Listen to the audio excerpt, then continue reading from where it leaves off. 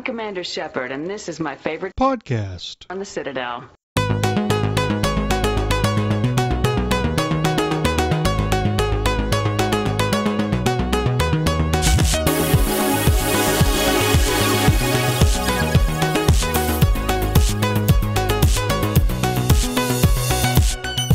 It's time to get accidentally casual. It's a podcast for BioWare fans and more. We cover story-based RPGs and stuff. My name is Minius of Minius GC, and with me are my co-hosts Seeker Cat. Woo! And the Tucker. Hello. By the way, on the last podcast, Seeker, your audio cut out when you were doing something and I introduced you, and I had to go and find a clip of you saying something. And I didn't do it very good, and you're like, eh. I know, I heard that. I was listening to it, and I was like, why do I sound so negative? God, I gotta sound really hyped, like, next vote, in case anyone thinks I'm just phoning this in. That's because your audio cut out, and I didn't have anything there. Why didn't you just send a message to her and ask? Yeah, I would have just, like, gone, because woo, I didn't notice it till late in the editing process, and I probably wouldn't have gotten something. And I could have tried a lot harder because at some point you sound excited. I could have easily gone back to the Dragon Age podcast where you squealed, like the whole podcast. And I had to edit the entire podcast is above a certain level of decibels. You made some really interesting noises on that. Interesting noises. Before we get going, I want to plug the Accidentally Casual Gaming Club. You got 2 weeks to finish Detroit Become Human. And then we'll have a spoiler cast online. So be ready for that. That podcast should be on October 30th or 31st.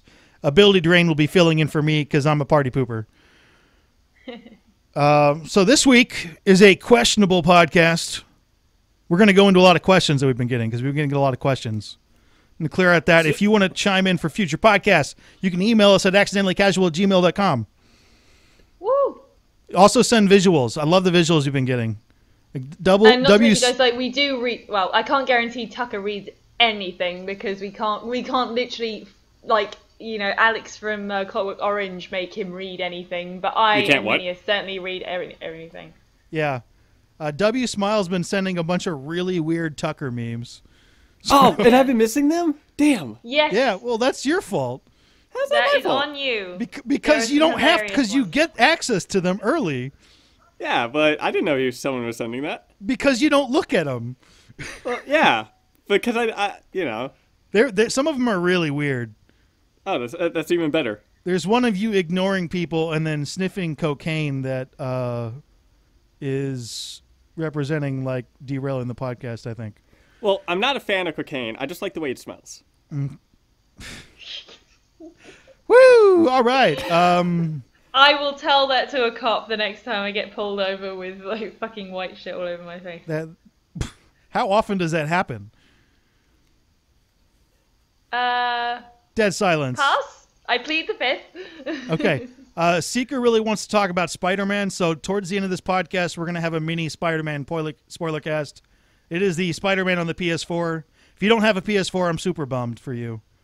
Because there's some excellent first-person games. Right now it seems sad exclusives. PS4 is winning. Because, I mean, it costs money to make really good single-player games, and you can make more money making cheap multiplayer games. So the big companies, like multi-platform companies, are doing that. And Sony isn't, because they want you to buy a PlayStation. That's where they make their money. So they can afford to go in and make better games like that. But all the big critical darlings of this year, like God of War, I know Horizon Zero Dawn was not this year, but like Spider-Man and I'm forgetting one. But there's been another big juggernaut. All the big juggernauts this year have been very linear, single-player heavy games. On Sony. On Sony, yeah, they're pretty much PS4 exclusives as well. By the way, PS5 official. May not be called PS5. We already knew that. It's coming out next year, almost certainly. Because they don't... Oh, good. So that's the 4-minute timer. So if you think about it, aren't horses just kind of like vegan cars? Did you time the 4 minutes? Yeah.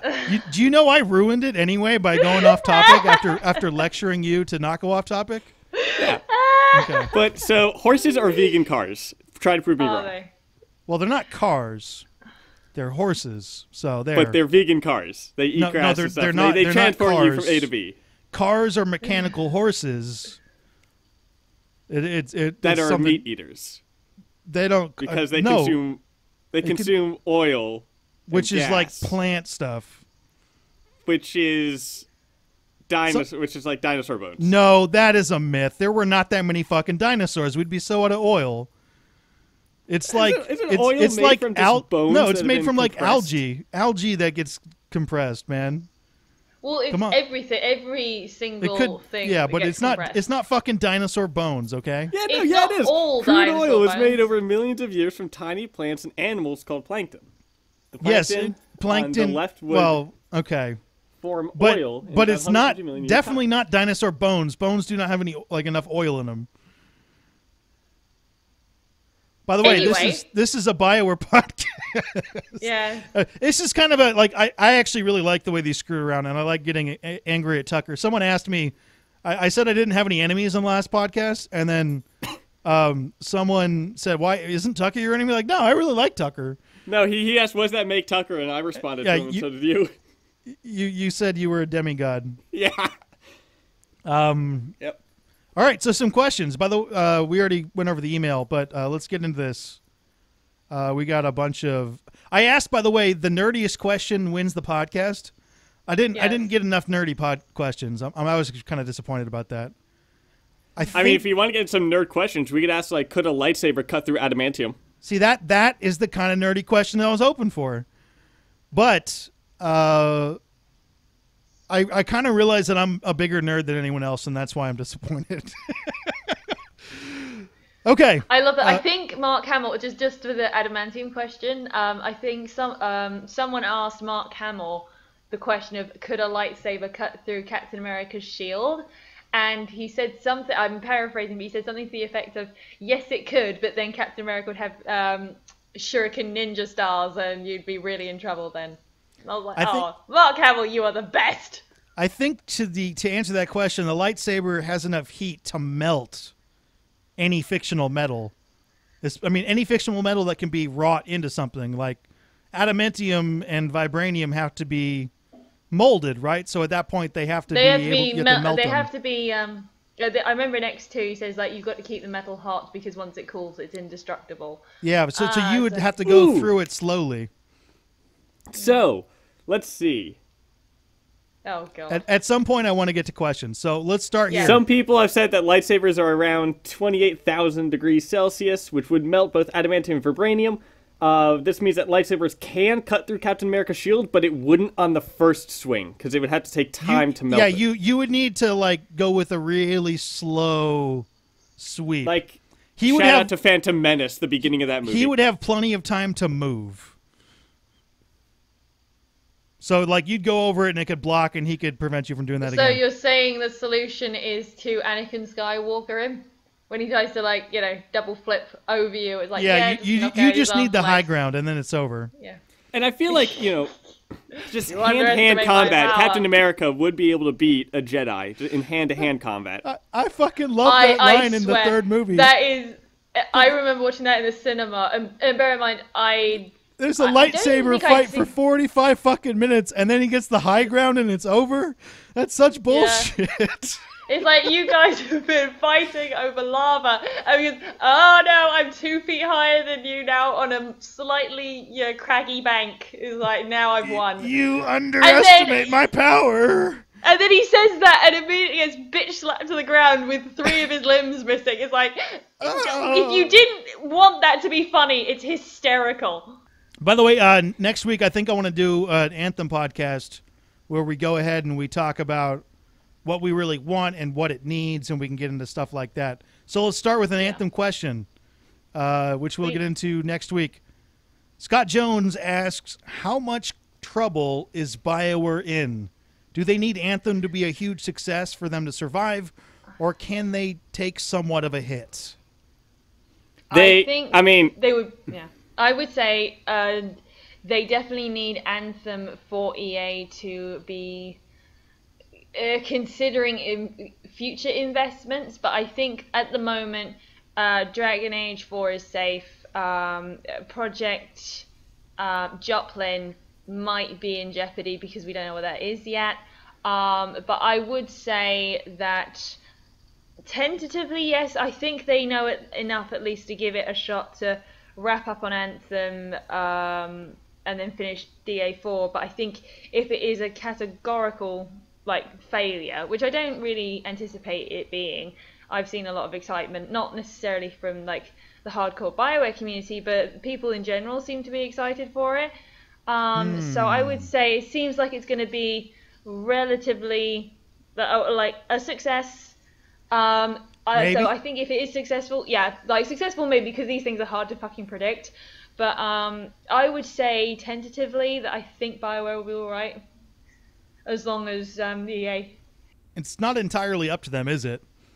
No. Well, I mean, it's not up to them, but no, I feel like there is a lot riding on Anthem, kind of like what Seeker said. Dragon Age 4 is safe, but if Anthem fails, I think they are going to close down BioWare, but keep a small bit of it open for Dragon Age 4, and then once that's out, BioWare is done. If Anthem doesn't do well. They'll do that before they see if Dragon Age is a success or not? Oh, yeah. I think it will just be a thing of like, okay, we're wrapping up this franchise, it would be so like that. fans don't kill us in our sleep. Unless Dragon Age 4 pulls like the biggest rabbit out of their hat, it wouldn't. I don't think if Anthem fails, I don't think it would be good enough for BioWare to stay around. And I also think because BioWare does know a decent amount, not the entire company, but a decent amount is running on Anthem. So I don't think that they're going to have any cliffhanger endings. I can't imagine that Anthem's going to have a cliffhanger ending. I think it's going to be like the original Halo. Where I'm still worried about Anthem's story. I got to be honest. I haven't seen shit about it. I feel like it's going to be kind of like Halo, that it's going to stand up on its own and kind of have its own contained story with hints of like bigger things are out there, but in itself just have a nice contained story. If Anthem does well, then it's because I don't really think Anthem 2 is going to be happening quickly. I think it's going to be obviously DLC. Well, if yeah, they'll hopefully won't go too much in the Destiny thing where every single Destiny sequel, including Destiny 2, has been DLC basically. Well, I can't imagine them immediately going up starting Anthem 2. Theoretically, Anthem's not coming out at a great time if the next consoles are coming out. Yeah. So, what do you mean? I mean, look at what GTA 5 did. Yeah, that is. How many other games have done that? Call of Duty Ghosts. No, they came up with the next version every year. Call of Duty Ghosts, Battlefield 4, South Park, The Stick of Truth. No. Not in the way that they keep on coming out with DLC for it. So wait, what's the stipulation again? The stipulation is I'm going to move on to the next question. Damn it! Because there were a decent amount of games that came out on the past gen, being 360 and PlayStation 3, that then got re-released on the current generation. Yeah, there's a difference between re-release and having a mega super success. I mean, fucking Destiny did that. So Anthem could absolutely do that. Destiny came out on the new platforms immediately. And it came out on 360 and PlayStation 3. Yeah, it got ported back to those, but that's not what's happening here. But Anthem could pull either something like that or like what GTA 5 did, which is just release on past gen, which I think GTA 5 came out like a month before new gen or current gen. I thought it was longer than that, but I'm not sure. GTA 5. I thought it was like a year, which is kind of the time frame that you're doing that. September 17th, 2013 was GTA 5, so... And wasn't the PlayStation the next year?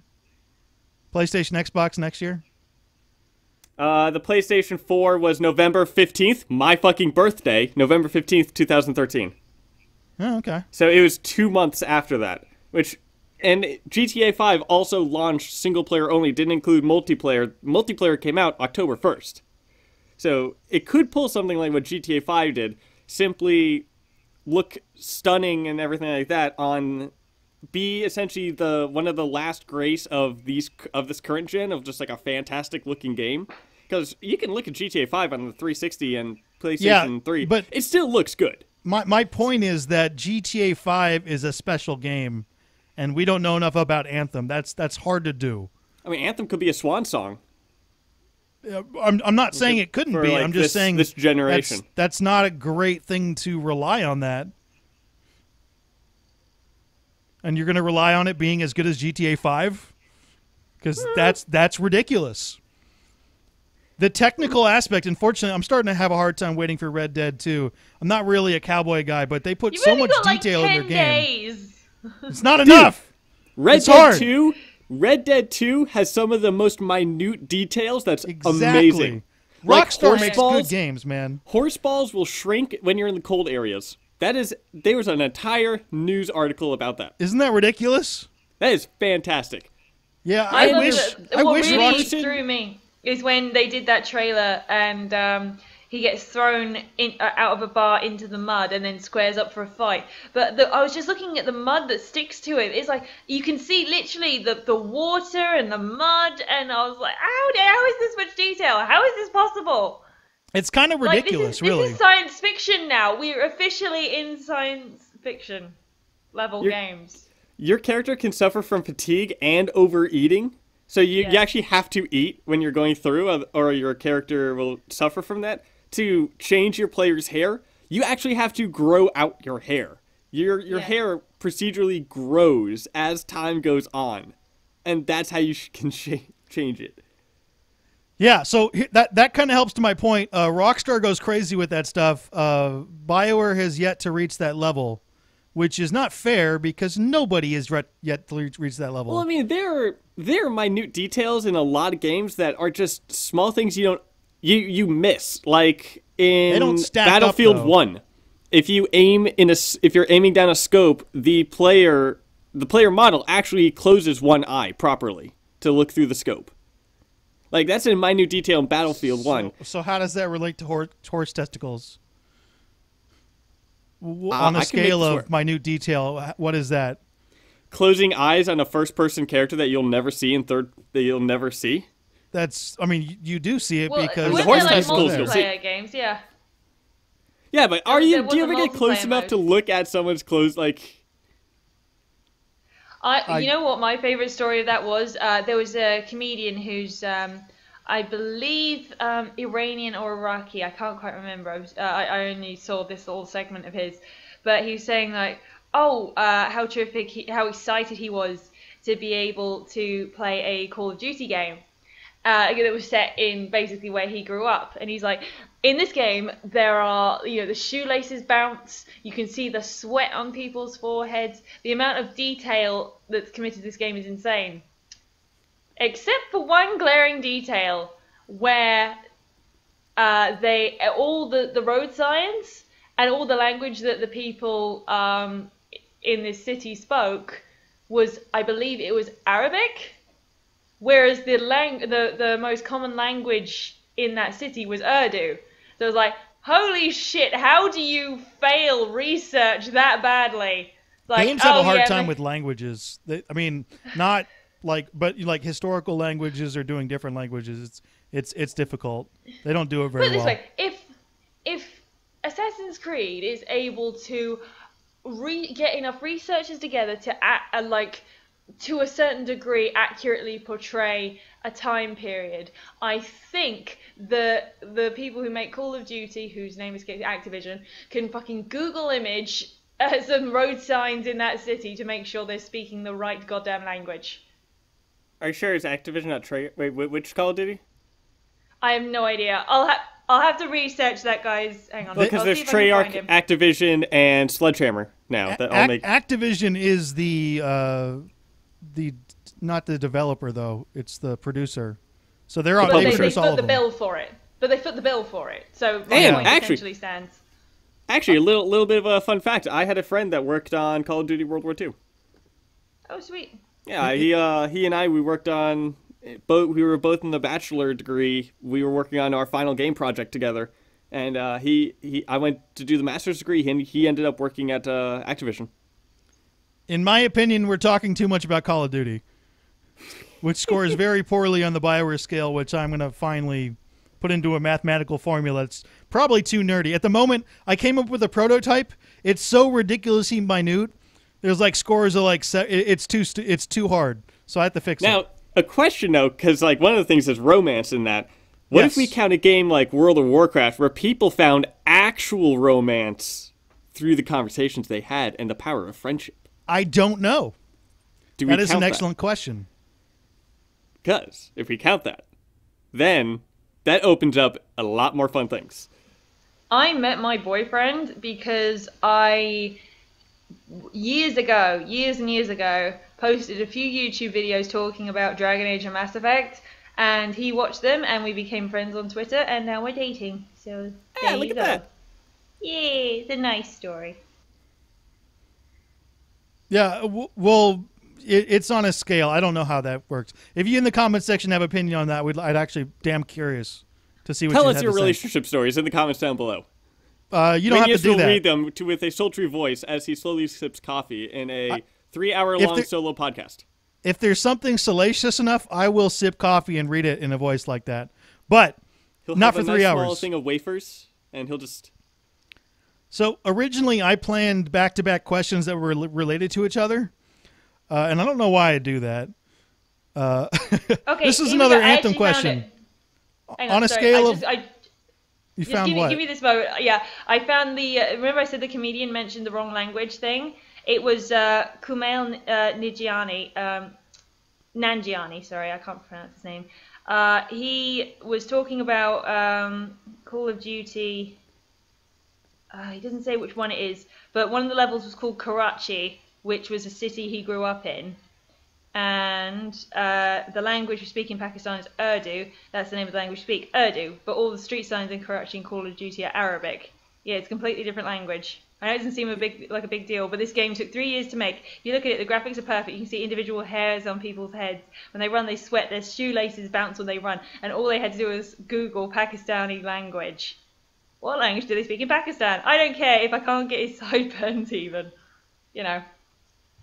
And then in the other form, there are TV shows like Futurama that create an entire language. Game of Thrones has created multiple languages. Star Trek has created multiple languages. This actually works as a segue. So we're talking about all this stuff that we're really passionate about. How about Anthony Alexander wants to know, on a scale of 1 to 10, how excited are you for Anthem? And I'm thinking, how does this compare to this stuff that you're really excited for? 1 to 10, okay. Go. You need a number. 8.7. 9. 9? You guys actually that excited for it? 8.7. Yes. Wow. What are you excited 9. about? I'm excited about the new possibilities of the BioWare team and the BioWare writers taking something I love and sort of trying new things with it in a way I hope they succeed. I genuinely think they have, from what I've seen, they seem to have enough of a foundation to at least have some interesting story directions, like the gods who left all their tools behind and they buggered off for some reason. That's interesting. Tell me stories about that. I'm intrigued by this. I like the idea of Fort Tarsis and first-person interactivity there. I like the idea of all of these things.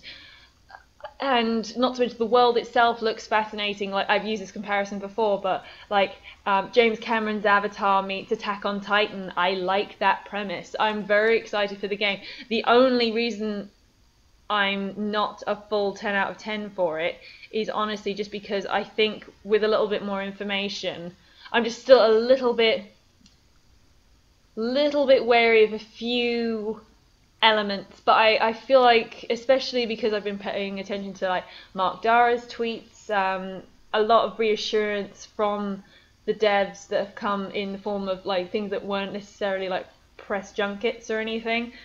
So I feel that I had a lot of reassurance, but there's still some elements of it I wish that like I knew more about. Simply put, the reason I'm excited for it is I will always support new IPs. Mm-hmm. I will always support big companies making new IPs because that company is taking probably the biggest risk that any company can do, because big companies, EA, Activision, Microsoft, stuff like that, they go for sequels because they know we have this fan base, everything like that. We have hundreds and thousands of fans and everything like that for this game. Just create a sequel and we know that will sell. But when a company decides, let's make a new IP. Not just that, but this is a new IP that's different from anything else that BioWare has made. This has a lot of implications of first-person perspective. The open world of Anthem is, and the way you go around the world too, is completely different than any other game. That is true. Javelins, I'll you're absolutely going give you that. underwater, you're flying, you are maneuvering all around. They're not. It doesn't look like they're littering you with hundreds of different things to choose from, like different abilities or things like that. But it's still, this is BioWare's own unique spin on the open world gameplay, which is something that they touched a bit with Mass Effect Andromeda, but this is an entire new IP built around that, and I will always support that. So I'm absolutely buying this game, and I support it. I'm not excited for it. I'm going to give it a 3, and I'm serious about why that. Why so low? Why so low, though? I haven't seen anything regarding the story at all. They're like, oh, this is interesting, but they're saying this is interesting. They're not showing this is interesting. They're saying, oh, it has a good story, but they're just saying it has a good story instead of actually showing story trailer and stuff. This game is coming out in months. I feel like they have to do that, though. Because why? You can tease stuff easily. You can tease the main plot. You can say this is wrong. These bad guys are doing this, or because we're of the on reception of Mass Effect Andromeda, and as well as the ending of Mass Effect 3, and the issues that people had with Dragon Age Inquisition, which I just all the more reason to show that they have a story here. But now you're leaving it up to our imagination. You don't want to, if you give away your story with a brand new IP, I'm not saying you give away the ending. I'm saying you let me know what's going on. But you can extrapolate the ending if you're given too much preface. Well, okay, that is something that BioWare in the past has been really good at. They've been really good at twisting it. So if they're not going to twist it, I'm less interested than I was before. It's just I feel like BioWare doesn't want to say much about Anthem. Yeah, they're obviously excited about it. They want to show some things, but they want to hold back as much as they can because it's something brand new, and they want every developer wants people to go into their game and get the best experience possible, and obviously the best way to do that is not knowing like 10 days? every single thing about that. Something awesome that like Red Dead Redemption 2 is doing, that game comes out next week. Yeah, and honestly, there's minimal that is actually they release some small details like the horse testicles, things like that, but that's not going to do much. Yeah, but what I'm meaning is they're giving small details. I want to counter this before you get going too well. How many trailers are there with Red Dead Redemption 2? Rockstar is in such a good place right now and has such a good reputation that they do not need to do that. They don't need to. What about Mass Effect Andromeda? How was the critical reception of that? But look at how much information they dropped, and they already got critically slammed before the game came out because they dropped I get that, everything. but it doesn't matter. Well, they didn't have something there, which is important.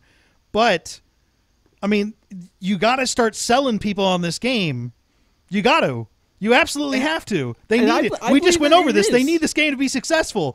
A mystery with a company that people are starting to lose confidence in is not anywhere near as intriguing as a mystery with a company that people have a lot of confidence in. But if they show too much, then people won't. I'm going to look at Destiny is a very comparable game because it looks like that EA wants BioWare to go with something similar to that. I don't have any inside information of that. But going into Destiny, all you knew about the story is that there's one Destiny city had no left. story. Hold on. Shut the fuck up. Let me go. All right. Okay, all they said is that there's one last city and you have a bunch of aliens coming for you and they want to take the power. That's all I need. That's something that I was interested in. Yeah. Now, fact, and then I was not into the story after that. There wasn't a story. But that didn't ruin shit. The story. It didn't ruin shit. There could have been a story. There was something to get you intrigued in. There was nothing to ruin. It's different than saying, oh, we have a story, instead of showing that you have a story. Those are different things. But they had nothing. I mean, look at Fallout 76. Man, a multiplayer Fallout game. People have been begging for that for years, and they finally are coming. Yeah. Oh, fuck yeah. Okay. Dude, people have been wanting that for years. And now they're finally coming out with it, and people are excited as hell. The game comes out soon, but they've been dropping so much information. People are already posting videos about just how boring it looks, because they're putting out like 30-minute gameplays. They're talking so much about it. All right, Tucker, there is a difference between one video and 30 videos. I need one video. I need one. Too much about Anthem. It will ruin it. Okay. I'm just telling you from a standpoint of where I'm at, and a lot of people I know as far as BioWare fans, I am not interested in this game. I am buying it exclusively to see what BioWare is up to, and I can do that because I got money from a YouTube channel and I'm actually curious. There are people who are not going to buy this game because they haven't sold it. And we went over how this game needs to be successful, and they're not selling it. That is my point. Phineas, do you remember that really awesome cinematic trailer for Mass Effect 3? Imagine if Anthem has something like that closer to release, like say January time, I guess, would be about the right time to do it. Imagine if they drop one closer to release. And honestly, for Mass Effect 3, do you remember the one where they did one for both male chef and female chef, and it was photorealistic, and you had the little girl running through the sunflower field? So I'm saying that, do you remember how excited everyone got for that? Because I do. Everyone was super that one? All right. excited for that. That's a different one. I remember the trailer that people got excited that was actually like a year before the game came out. And that was the one in London. That was one of the most exciting video game trailers I've ever seen. But that told you more about the story in Mass Effect than anything that we got in Anthem so far. I agree. I very much agree. But also they had 2 more games of build up for that, so brand recognition, yada yada yada. Anyway, but my point is, I would much rather a game release too little information than too much. If I go into Anthem and I already have a rough idea how the first 30 hours are going to play, I'm going to be disappointed, because if you've revealed too much to me, then the initial part of it is just going to be a slog to get through. I got that. I'm not asking for 30 hours of story. I'm asking for an underlining plot thing to get me interested. Not what the finishing is. I want to know what's up. And then you can take me on a roller coaster ride from there. I don't know. I love how it was like, okay, we're going to have one question for Anthem, and we have just gone. Yeah, I don't think we're going to talk about Anthem next week, because we talked about for about a half an hour here. But absolutely, we should talk about Anthem. All right. Well, I want to cover lots of stuff. So, but just to get into that, there are differing scales. I'm not saying spoil the game, but you two are very excited for Anthem, right? Oh, and you're saying you know lots of people who are excited for Anthem. I don't. It's the opposite on my end. There are lots of people who are not interested in Anthem at all, and I'm curious to know. In this is a good question. So in the comments section, Anthem, how your excitement 1 to 10. Actually, I want to know. That I'm kind of happy that seems like the majority of the BioWare community, or at least the vocal majority of the community, is not excited for the game. I'm actually kind of excited with that, because I do genuinely feel like Anthem is going to be a decent game. Probably not great, 10 out of 10, perfect game, everyone must buy, but I do feel like it is going to be a great game. So with a lot of people not looking forward to it, I feel like it'll be a great underdog to pop up of people lowest going... expectations. Yeah, I was... Yeah, that could be true. Like, I'm not really looking forward to it because it's not a BioWare game or what people see as a BioWare game. This is them doing something different. But then when the game comes out and gets decent reception, I feel like then people will be like, okay, I'll give it a try, and they'll try and be like, oh shit, hey, this was good. Yeah, there are also going to be people who are not going to do that because of what's happened recently. They are... Not to mention... Not fun.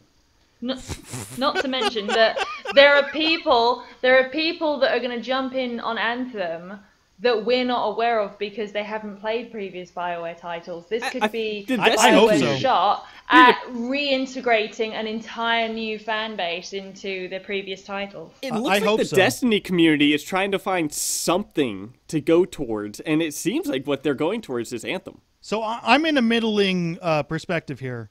Depending on how this game... I think the game's going to be good.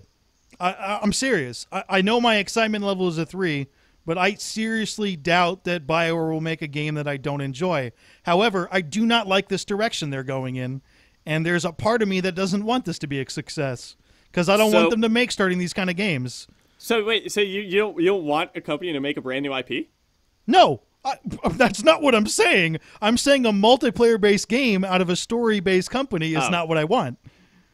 I would love a new IP from BioWare. I would love a spiritual successor to Mass Effect. And by spiritual successor, I mean the way Dragon Age was to Baldur's Gate.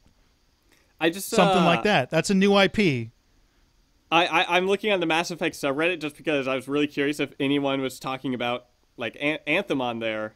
And the top post currently on the Mass Effect subreddit has Andromeda misspelled. That's not good. So shout out to Gwen Blide 7. You know, yeah. Buddy, you misspelled your title. Gwen is mostly a girl's name. Gwen's a hot name, by the way. There. Hey Gwen, if you want to know, Minius is single. He's ready to mingle. She might be 14. Okay, I'm just saying Gwen's a hot name. If your name is Gwen, hi, how you doing? Hey, what's happening? I'm Minius. You literally turned into like Joey Tribbiani for a second. Then. Hi, how you doing? How you Gwen, doing? like Gwen of indeterminate age with a hot name. Go. I forget the age thing. Okay. So does God. Gwyneth Paltrow, does she like do stuff to you? Gwyneth, she's more of a Gwyneth than a Gwen, but what about Gwen Stacy? What do you mean? Yes, Gwen Stacy. What do you mean? Just There's like do 3 stuff to me. Gwens I can think of. Do stuff to me, like Gwen Stefani. Do you mean Does do she, stuff? Like give you the saucy sauce? Like, does she? Oh my god! Do you know what the root of the name Gwen comes from? The square root of Gwen. May be able to guess it. Is it G? Yeah. The square root of Gwen is G. Oh, the origin of the name is Guinevere. Also hot. That's why. Yeah, also very hot. There have been a lot of hot Guineveres in fiction. There we go. Or portrayed by a lot of very hot ladies. So what about like Gwen Stefani? Absolutely. I just said Gwen Stefani! All right. No one listens to me. There's not a really good way to move on because we're not going to get as passionate about any of these other topics. I'm sorry. Not with that attitude, we're not. Okay, let me fix my attitude. Let's see. Oh, here's one that kind of fits in with what we're talking about. Michael Redman asked for. This is a direct response to me asking for nerdy questions. Michael Redman wants to know who has the best ass in all of the BioWare games. And the best abs. And question for you, Seeker. I'm not into the males. What is the... I guess the male equivalent or the female guys looking at asses. Girls look at asses too. So that's the equivalent, right? Oh, yes, I do. Yeah. I do. He also asked for best abs, but I think best ass will work it. Male and female best ass. Yes, okay, so best abs. I'm not into abs. Are you into abs? I'm also more of a whole package kind of person. whole just package, like, including the shut up. personality. More I like, mean, does Shepard count? Yeah. yeah. My first thought when you said who is the best ass was Kane Lalenko. Honestly, I because assumed he's that was pretty the- much yeah. he's the only male character I can think of that a potentially female character gets to ogle if you're a player character. I don't recall any more blatantly, oh, here's some fan service stuff for women that Yeah. Okay. For male. Yeah. for They're a all- male character. I mean, in Dragon Age, they're all wearing pantaloons, so it's very difficult to. I know, it's very unsexy, but God knows, I think the person who'd probably have bear in mind, I'm basing this assumption off of a lot of fan art I've seen, but I really like the way Zevran's abs tend to get portrayed. Like, he tends to be very lithe and svelte and Alistair, I would also... you can get him I to think get his Alistair shit has a off. beer belly. No, he is a slightly squishy cheese belly. That's what he has. And it's soft and nice, and I love him very much. Tucker, best ass. But best female ass, oh god. I mean, I might. I know Casey Hudson's pick. It's Miranda, because that ass is in your face the entire. I know it's too much. It's too. Isn't it over? It's a little over the top. I don't care. I like that ass. I'm about to drop something here. I do not find Miranda attractive in any sense. And you're ridiculous. I like Yvonne Strahovski. I just think that the wedgie she would have to have that ass at all times. It's far too distracting for me to look at her ass and just be like, you must be in so much discomfort right now. I can't separate it from that. That's Whereas fair. someone who's far more comfortable, I just Googled Mass Effect asses, and I'm just looking. Excellent. What comes up when you do that? A bunch of asses. Yeah, but whose asses? Let's see. There's Miranda. There's Tali. Edie. Liara has a very nice ass. I like Tally's hips. Although, yeah, who knows? There's one of the design principles called hip. Shit. Hip Waist shit. To hip ratio. It's called waist to hip ratio, and it helps define the attractiveness of a female and the attractiveness of a male. Okay. And so basically, the only reason you're attracted to Tali is because she meets this hip-waist ratio. No, their hips are unnaturally alien. I don't need a ratio. Her waist is proportionate to the ratio. I dropped that fact in the video, and I mentioned that is one of the reasons why you find some of the characters attractive, is their waist-to-hip ratio. And this one woman went off on me. Hawk has a very nice ass. I would say that now. Hawk has a very nice ass. Now I'm thinking about it. It was shout out to that woman, whoever you are. Who went off? You do not need a skinny waist to have an awesome ass. That's ridiculous. Yeah, no, there's that's ridiculous. Although I'm not a butt guy, I'm a boob guy. There you go. I am a butt guy, and I got to be honest. I understand that. Digital butts don't entirely do it for me. So it's digital. Yeah. It's a very difficult question for me to answer. What about Jacob? What about his abs? Oh, he's too. Oh, you. Nobody likes Jacob. Gym bunny. Well, he's the gym bunny who spends far too much time on his abs for it to be even remotely resemble a personality. He is a very attractive shell with no personality. Alright, I'm looking up Mass Effect abs. Mm-hmm. The Mass Effect abs, I don't think the technology's there to really do the abs. They really look painted on. But then again, I'm not like ogling over him. He's got a body though. Like he's rocking that. Who is? Jacob. Like. Yeah, because it was like the one bit of. I've seen Jacob's love scene. It's like, oh yeah, heavy risk, but the prize. And then he kisses Shepard and just like rips his shirt off. It's like, this is a very presumptuous seduction attempt, mate. Back the fuck off. Oh Jesus. All right. It's just like, cause yeah. All right. Since we're on this theme, Chris Judd wanted to know more about: would you prefer more adult themes in console game platforms? Yes. In consoles in general? I only have the words that he said. So by in general games, not just BioWare or Mass Effect games, just like, do we want more? No, this is in general. He had I asked him to clarify, so let me pull this up. Absolutely not. And I would say, put it this way, there is a certain percentage of the general public who, and they're the same percentage who thinks that cartoons are just for kids and they're just kiddie shit. I think there's nothing stopping games from being elevated to really high art, and there's no story that they can't tell if they want to. So the idea of nothing holding games back from stories they could potentially tell. Now, let me just clarify, in terms of like adult themes, I mean more mature storytelling. Let me clarify what he meant about that, because he actually went out. This is a direct quote. I'm thinking the normal things of sexy times, gratuitous violence, and innuendo. Yeah, absolutely not. Now, if it's just to be like, just so we can say fuck and have a few more tits in it. No, absolutely not. I thought it was going to be... not even just that, but even games where there are some of those adult themes, but they even minimize that a bit. If there are more games that start having more nudity and things like that, it minimizes the market. And that if they start adding more stuff in, and that will cut people out, either kids who can't now really play video games much because more and more of them are having nudity in it, so parents don't want kids to play video games, which that will always be an argument thing of parents never want to. But that there's is a that. Good point. Also, people who just don't want to do, like, man, I love seeing me some nice sexy fun time, but I don't want that in every game.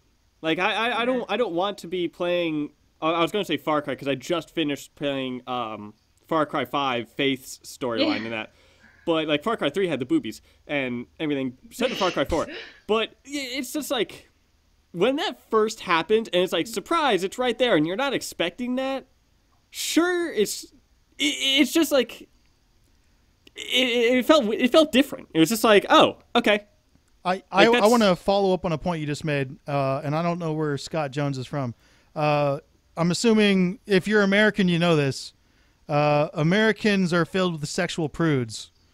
Oh, yeah. So if you get into that, like, literally, parents would rather see their 10-year-old watch somebody get decapitated and blood spray everywhere than a nipple slip. Yeah, America's backwards with that. Which is dumb as fuck. So I think America and a few other countries are the only ones that are like violence is okay but nudity isn't. But still, it's just like I don't want to be playing just a game and all of a sudden unexpectedly there's nudity. That it's got to fit, right? Yeah, I mean, sure, it might. Did you guys fit, ever watch the? But there's this really there's this attempt by Square Enix to make a reboot of the Legacy of Kain franchise called Legacy of Kain: Dead Son, and the game died a death, but they Kain and Lynch was solid. Not Kain and Lynch, Legacy of Kain. Oh. And Legacy of Kain is about awesome vampires, but they tried to do a reboot. Now, the two main characters of the franchise, Raziel and Kain, were entirely absent, and it was about some chuckle fuck who got possessed by a vampire.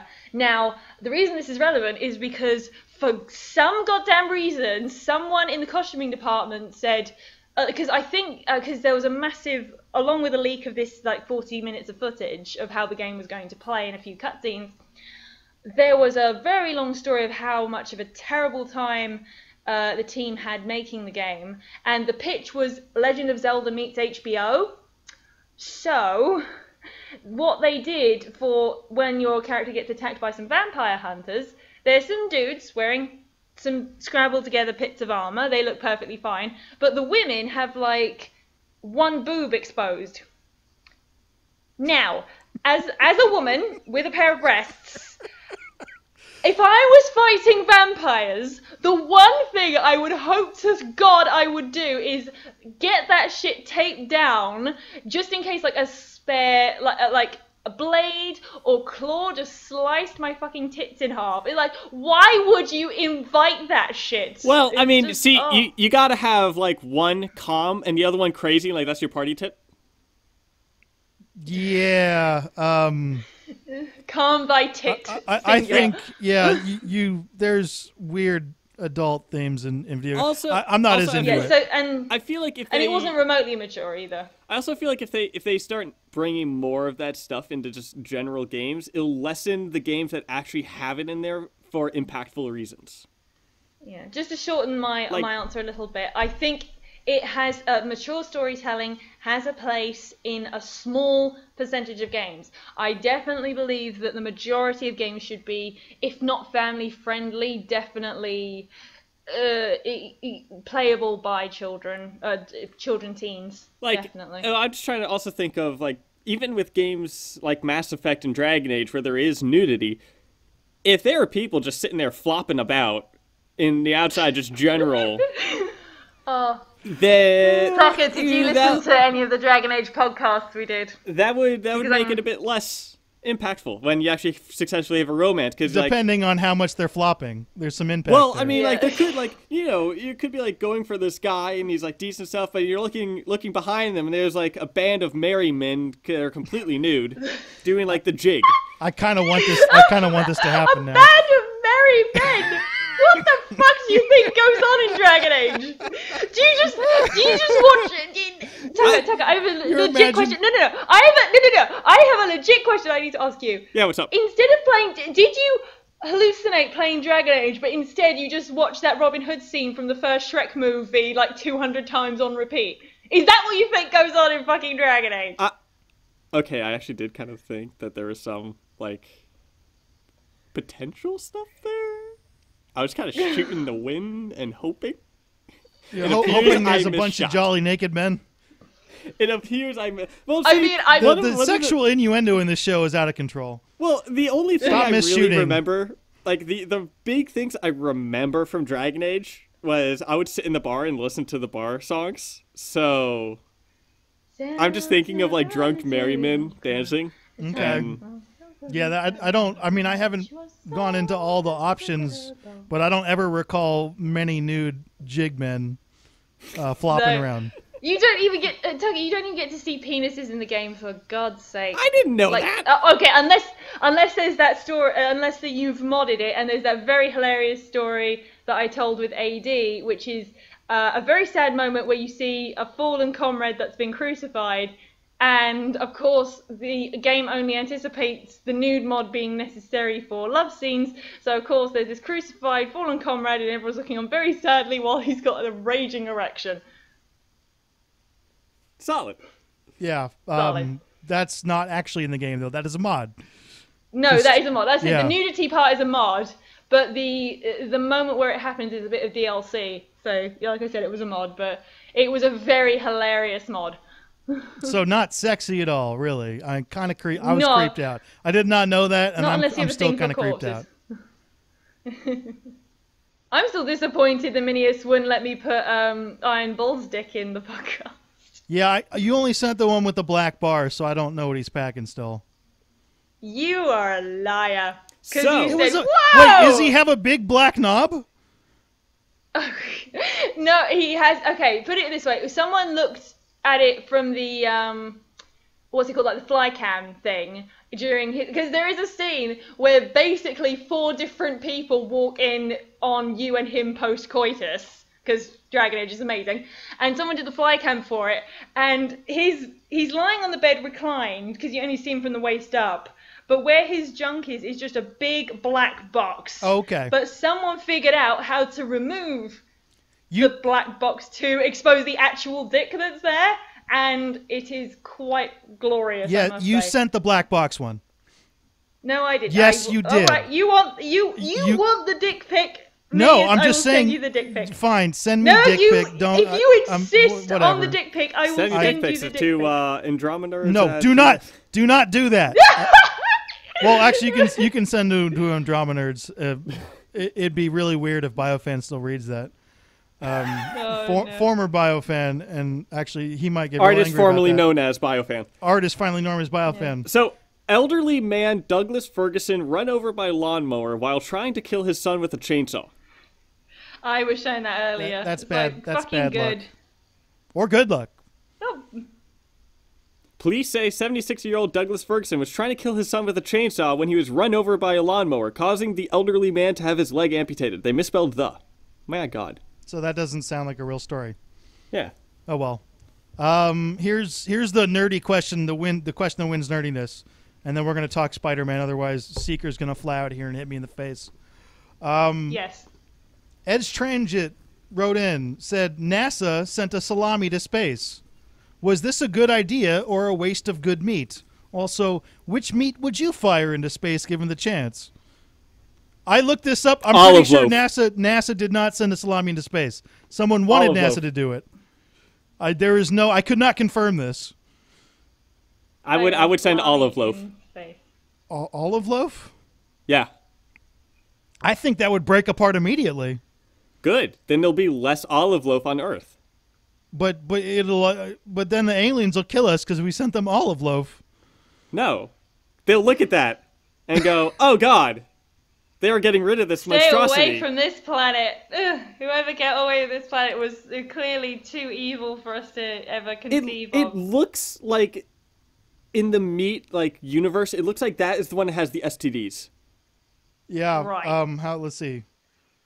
Steer this back I on. don't know what I would send to space though. I like beyond what they've already done. Like they've done little time capsules where they send music out and stuff like that. Yeah, I want to send out a nice thing to say like, oh hey, if there are any aliens, here's some nice music that which has been done. Yeah, I know. Like I'm saying, that's already been done. But that would be like my first reaction to being asked. So something not like this. meat. I know. Maybe like a nice gift basket of like chocolates and things that's just like, hey, welcome to the galaxy. It's just floating in space. So while they're invading and they're like enslaving all humanity, as you walk by, they're like, "Hey, thanks for the chocolate." Yeah, and then we can all blame Seeker for that. Right. I did see there was a video. Hey, I would single-handedly guarantee the Swiss would live. Well, if they like chocolate, what if they're allergic to chocolate? Because they would make the chocolate. is likely because they're alien. Then we're all screwed. Then the Swiss are gone. Sorry, I did not single-handedly save the Swiss. Yeah. Then the Swiss are gone. What are they going to do now? What if they bomb only the Swiss? It's like, I'm so sorry. I want them to actually just come. They cut Switzerland out of the earth and just take it and just peace out. Like what? That like Bugs Bunny that's soaring messed off up. Florida thing. That'd be funny though. No one would see that coming. People would be like, "Wait, what?" Especially since like Switzerland is landlocked, so you would literally have to like take chunks of mountain with just lakes. Yeah, just and right along the border, right. just right down. Yeah. Yeah. And that'd be great. Like they could do that on April 1st and then bring it back the next day. Be like, "Nah, just kidding." Yeah, once you bring that back, that's not intact anymore. By the way, there is someone who did send a salami to space, and it was anticlimactic. I saw it with a balloon. So yes, there a waste of good meat. Although they parachuted it back down. There was a thing that was sent to space and it's still going. There What are was lots that called? They're all still going, man. Well, no. There was one thing that had like a bunch of information on humans, our planet. Yes, you're and talking about essentially- Voyager that- 1. Yeah. Yeah. But my dad worked on that, by the way. Oh, Very shit, proud that's of awesome. that. Seriously? Yeah. No shit. Yeah, my dad had That's worked amazing. on like the communication system for the human object that is furthest from the Earth. Yeah. I wonder where Voyager 1 is right now. Like I just looked It that is up. technically in interstellar space. Voyager I was 1 gonna say, didn't it entered just interstellar pass space. Yeah, something? August 12th. Yeah. I was gonna say, didn't it just pass like I want to say like Jupiter? No. That was No, its it's in interstellar space It's, since it's all the way out of the 2012. solar system. Oh, okay. Yeah, Yeah, which is impressive. That And- is very impressive.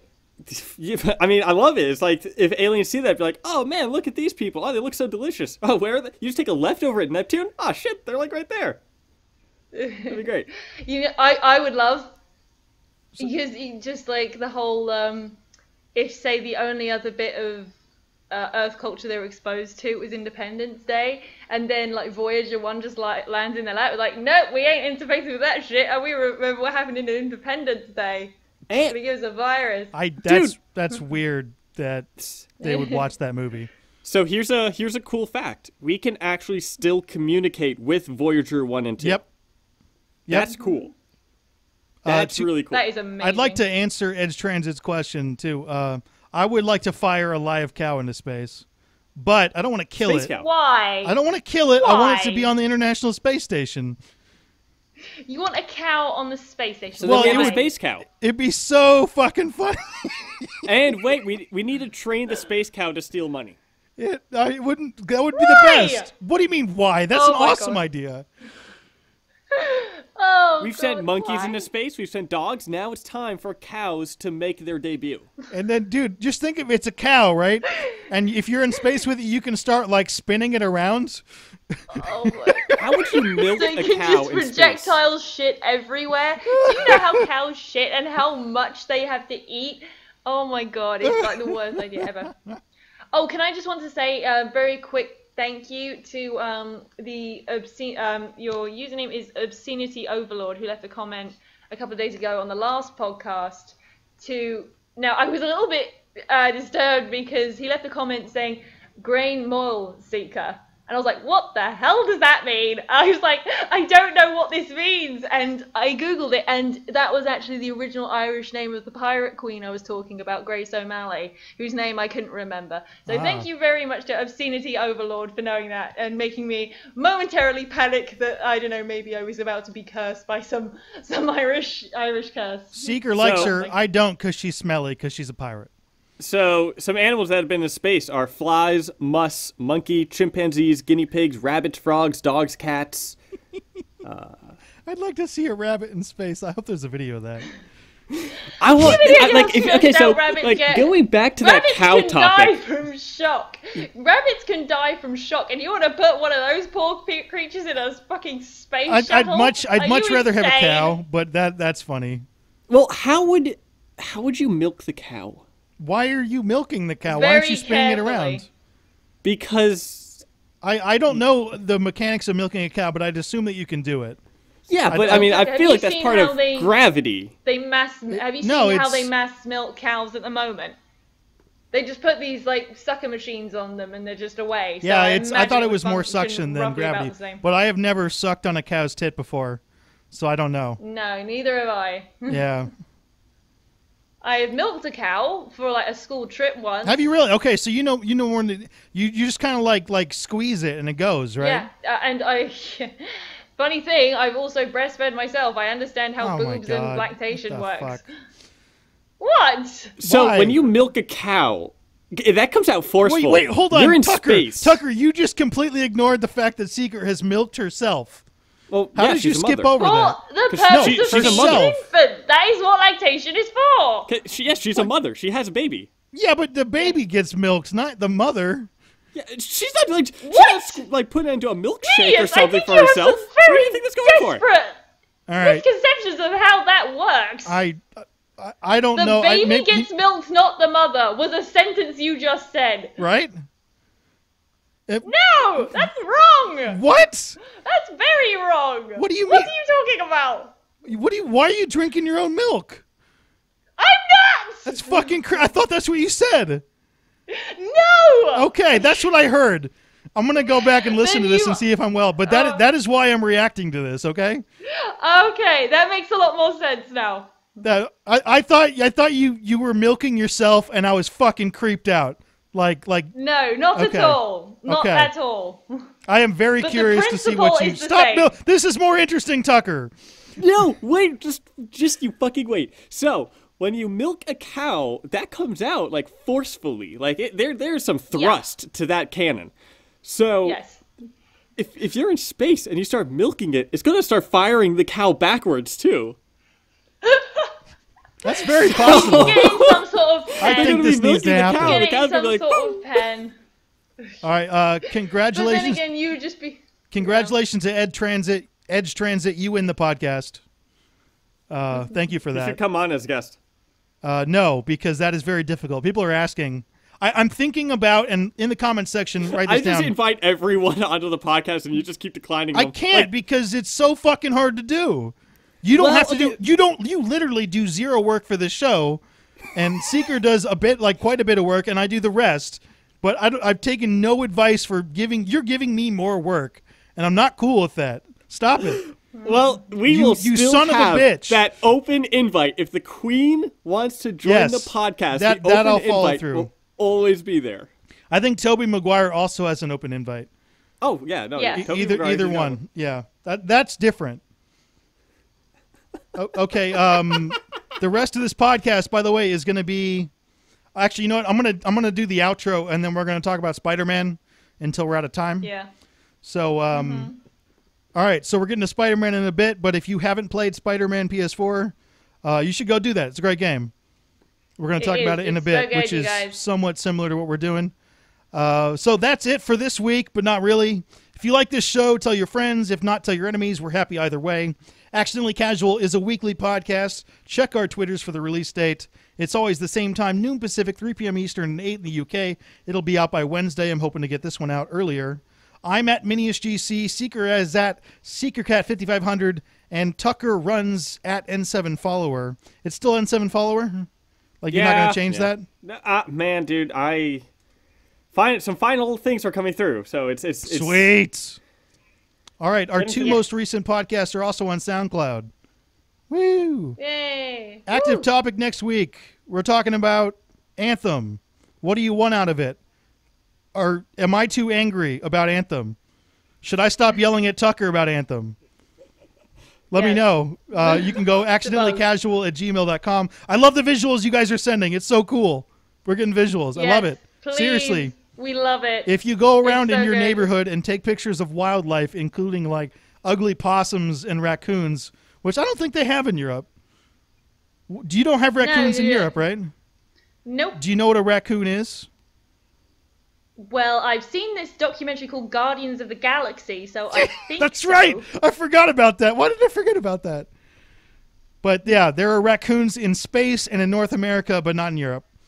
Yeah.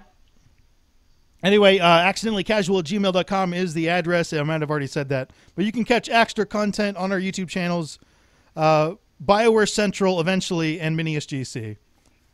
So we're talking Spider-Man in a bit, but if you're leaving now, for Seeker Cat and the Tucker, I'm Minius. We game happy when we talk about Spider-Man. Woo, Spider-Man, we're still going. I completely threw people off. All right, so Seeker has been begging me to talk about Spider-Man for this. Seeker, go ahead and take it away, and we'll join in. Quick, fun fact on Spider-Man. Yes. So, the voice actor who plays Spider-Man and the voice actor who plays the police chief woman, they're married in real life. Yes. It's adorable. I did not know that. That's right, it's a fun fact. And you know what? Her name in the game is Yuri, and his real name is Yuri. So it's kind of adorable. In multiple stuff. And also, Laura Bailey, who voices Mary Jane, is married to Travis Willingham, who voices Kingpin. So that is a weird ship. If you're going to be those like two have been real-life in a ship. lot of stuff together.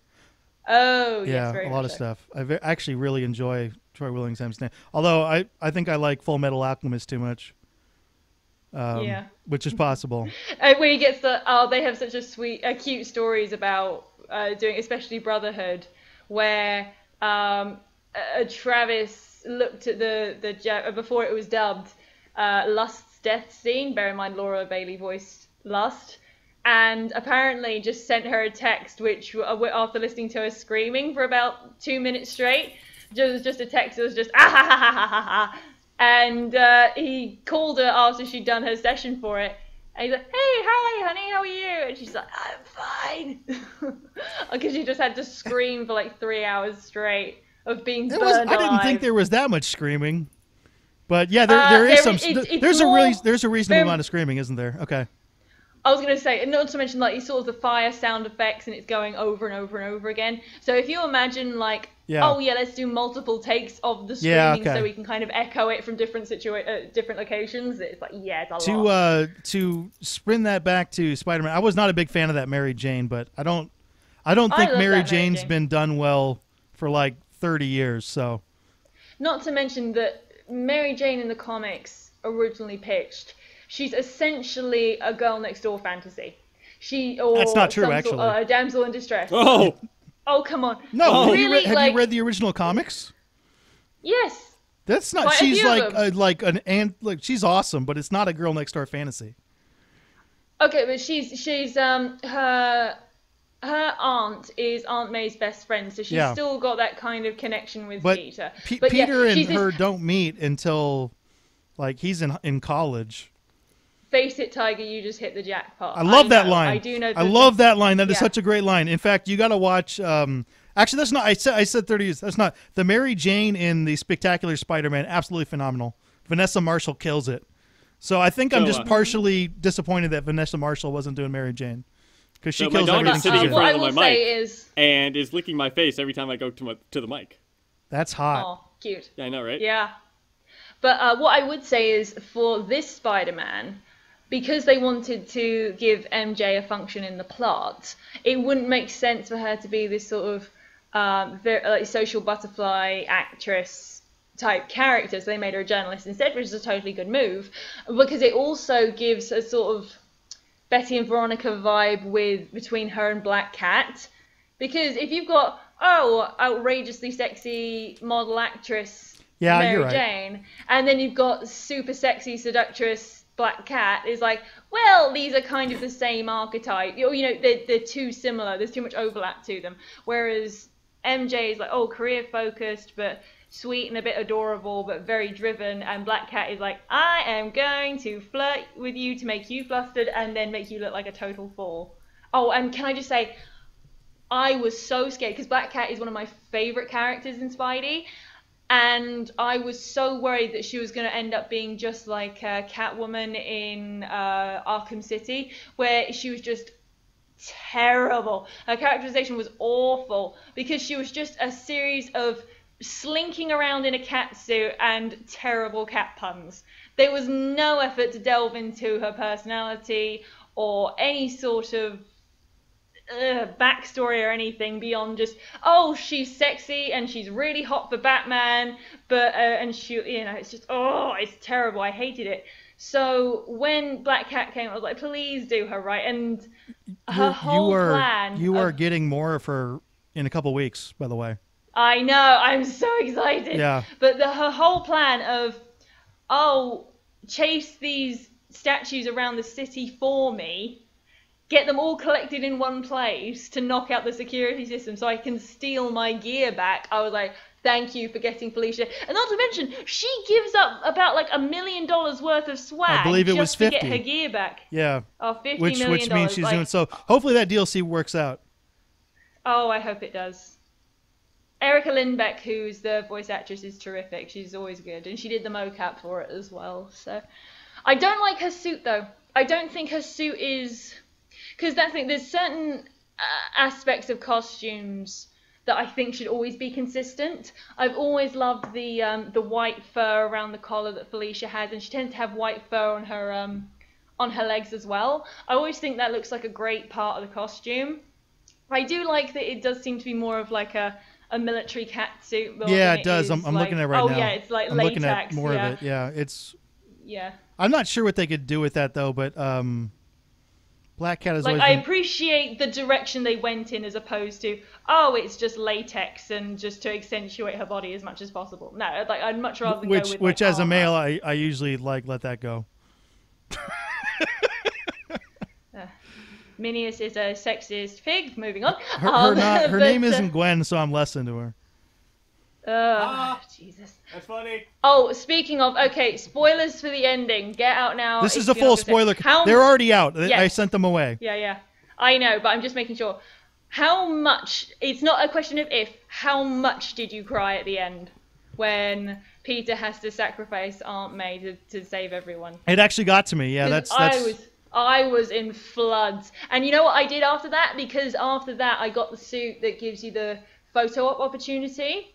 And I thought, you know what I'm going to do? I'm going to go to Uncle Ben's grave. So I got all the way there, and I was looking around for it, thinking, how am I going to find this? And then the little thing popped up on the minimap for a photo opportunity. I thought, oh, I bet that's it.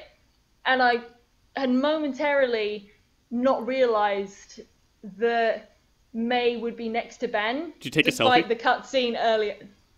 Fuck you. It's like, so May was there next to Ben, and I took a photo, and I was just like, wow, I am really sad right now.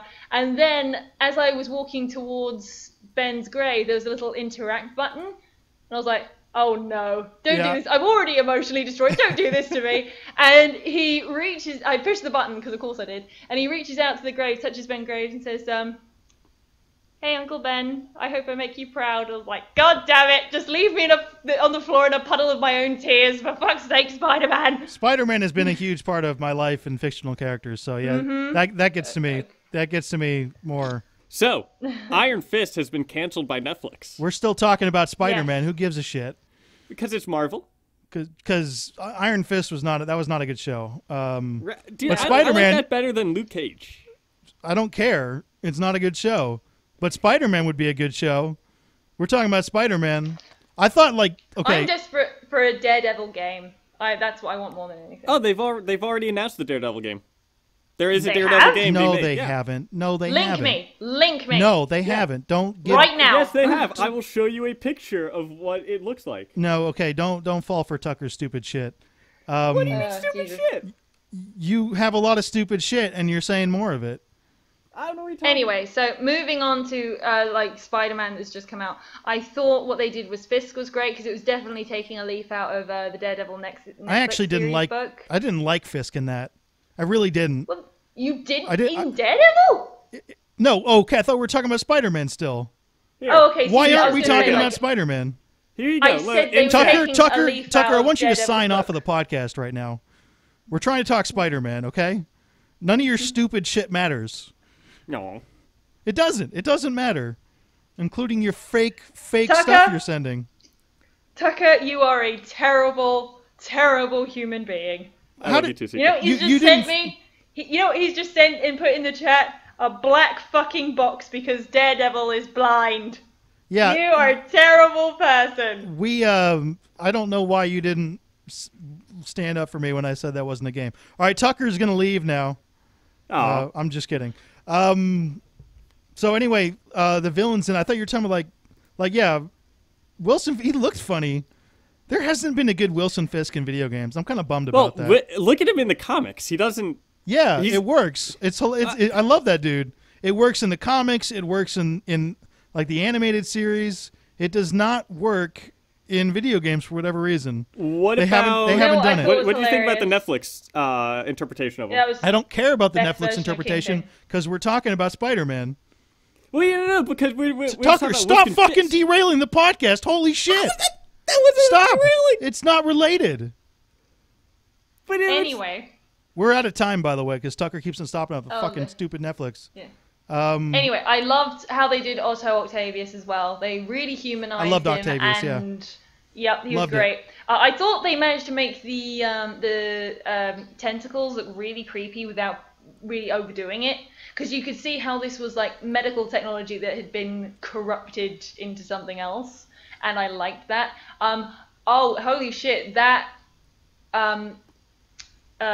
fucking Harry Osborn is going to be the host for the symbiote. We was think. not something I was anticipating. Yeah. Oh, I'm come curious on, about we how they're know going it. to do that. I don't know if I want that. I really I don't. want it. Hell Really? yeah. Yeah. Okay. Has he ever been the host of a symbiote in the comics? Not that I'm aware of. I know the Flash Thompson was fleetingly, Yeah. but not what's his face? Whose name I keep forgetting? Because you know what, I keep wanting to call him James Franco rather than Harry Osborn. Do you know that both All right. Groot and Rocket and Drax were also hosts of the symbiote before? The symbiotes have gone everywhere. By the way, in one of the cartoons, Harry Osborn was a symbiote. Had the Venom thing shit. going on. There's like pictures of Really? him. Yeah. I feel like the villains didn't get enough time. Like they spent a lot of time on. That's true. the I mean, you're talking negative about like guy. a lot of the Sinister Six. Yeah, like the fight with Rhino and Scorpion, and they're Scorpion. just bitching at each other. That was Well, I thought it was terrific. But I mean, you know I what thought I that thought was was fun, really but funny? like when they were causing mayhem early on, I thought we were gonna fight like Rhino. We're gonna fight some of them then and have multiple fights, but no, it was just Rhino causing destruction. When you get there, it's just standard enemy, just a standard Yeah. person to fight. The boss fights were very lacking. I mean, I I agree. thought they he were was fun. far more It was- threatening. I thought he was far more threatening in the Miles Morales segment than he was in the Spidey segment. Yeah, because I- Miles Morales didn't have any powers. I hated those segments. Miles Morales. They were too because- slow. In my opinion, they were too slow. Yeah. And you know I there thought they is set him there up is perfectly. pacing. You know, you are supposed to have some slow moments which make your exciting moments more exciting. If it's always at 100%, your game will lose it. And that's the argument that- people have for Miles and for MJ and for all that. But the slowdown moments are when you're getting from point A to point B. It's an open world game. So those slow points are when you're flying or when you're swinging through New York. That is the slow time, right? You could do whatever you want, because then you can go do a side mission or take some pictures or something like that, and that's the slowdown. Yeah, But What I so also you want from slow guys, down, answer you get to quick. an area, Is this the, but you is slow this down. the greatest Stan Lee cameo? no, No, the best one's Because Deadpool. I think it is. I don't think so. It's my favorite. There's too many good ones in the movies, including the one where he talks about all his cameos. Now, the best Stan Lee cameo is Princess Diaries 2. So, Is he in that? Yeah. No, he's not. I'm not falling for your shit anymore. No, he's in there. He's in Princess Diaries 2, The Royal Engagement. Well, I've seen that movie a couple of times as a kid. I do not remember Stan Lee being there. Yeah, well, he's there. You know what I thought was adorable in Don't watch that looking the for fantastic. I won't. But the although hilariously Anne Hathaway, who played Catwoman, is in there with Chris Pine, who was Steve Trevor. So that's two comic book characters. Anyway, there is a moment in the cameo for the second Fantastic Four movie that they made in the early thousands with Chris Evans. When Sue Storm and Reed Richards are getting married, Stan Lee is trying to get let into the wedding. And someone says, excuse me, what's your name, sir? And he says, I'm Stan Lee. And the guy says, yeah, right. And then leads him away. I was just like, oh, it's so cute. Yeah, see, That's there's great. so many good ones in yeah. the movies. Yeah. My favorite's the I Deadpool just one, love that where one. he's the stripper DJ. Yeah. Yeah, I don't know. That would be an His interesting. chastity. That would be an interesting segment, actually. No, his best cameos were in Lego Marvel, the Lego Marvel video game. I have not played that, so. How about Guardians 2 Have you when ever, they have you admit ever that he's a played watcher? the Lego games before? I have played half Yeah, of they're one Lego adorable. game. It's just not my thing. Which one? They're adorable. The first Batman one. So you know how there were like canisters that you'd have to find throughout, Yeah. like the levels. Each level had a Stan Lee, who he was trapped by something, and you had to help him, as well as the open world part of the Lego Marvel game. Which seriously, like the Lego Marvel game is one of the best Marvel video games, and I will fight anyone who disagrees. Okay. Tucker and I are gonna intimate. fight later. But there are moments where Stan Lee's just randomly up and around, and you have to rescue him. But no, seriously, the Lego Marvel game it's an original story. It I don't allows care. every single Marvel character you can go through. There's an I also open don't world care. aspect of going around New York with every single character you can play. I It is don't care. I phenomenal. like that. It's cute. There are too It many is good phenomenal. games from the '90s before Activision really got a hold of it. Nope, Lego Marvel is one of the best Marvel video. It's probably one of the best superhero video games in general.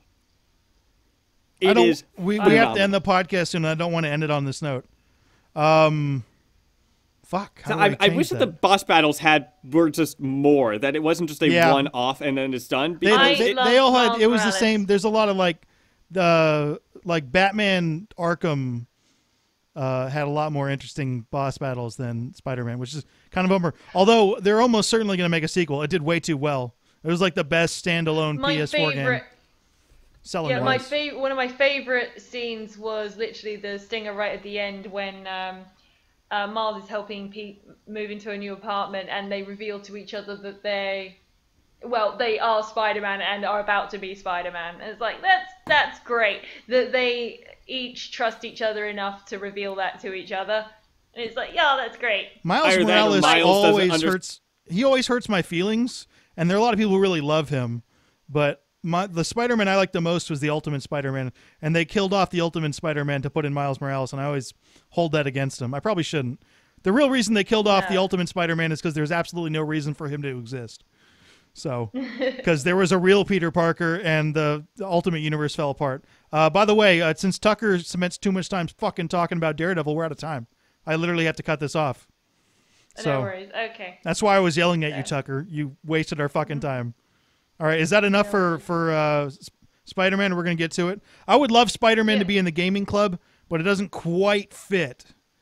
We'll run it through the BioWare meter when I get it up and working, which I will have to send you guys a draft of that, and you'll have to approve.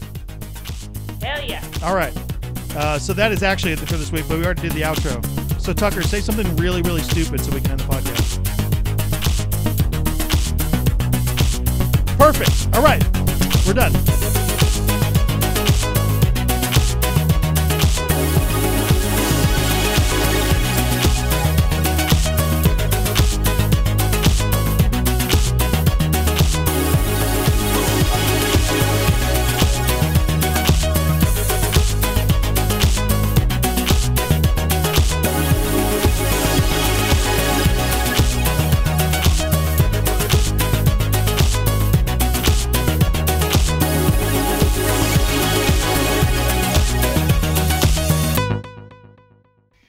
Because how we just went ABC, I was thinking like Asari Batarian Collector.